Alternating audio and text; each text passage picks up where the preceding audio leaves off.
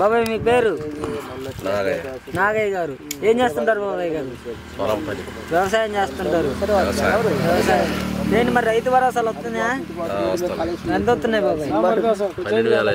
12,500 వస్తున్నాయి. మరి నెక్స్ట్ ఏ గవర్నమెంట్ వస్తుంది అనుకుంటున్నాం? వైఎస్ఆర్ వస్తుంది అనుకుంటున్నాం. ఎందుకని రావాలనుకుంటున్నాం బాబాయ్? చేసే పని తనాలు బాగున్నాయి. మరి ఇట్ట పథకాలు ఇచ్చుకుంటా ప్రజల్ని సోమరిపోతులను చేస్తున్నాడు అంటున్నాడు కదా వీళ్ళంతా. కాదు బాబాయ్, ఇన్ని పథకాలు ఇస్తుండే కదా, ఈ పథకాలు ఇవ్వడం వల్ల ఉపయోగం ఏంటంటావు?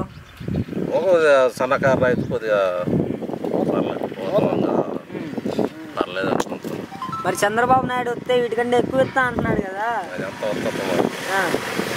బాబాయ్. నువ్వు చాలా గవర్నమెంట్లు చూసుంటావు, ఎంతోమంది ముఖ్యమంత్రులు చూసుంటావు.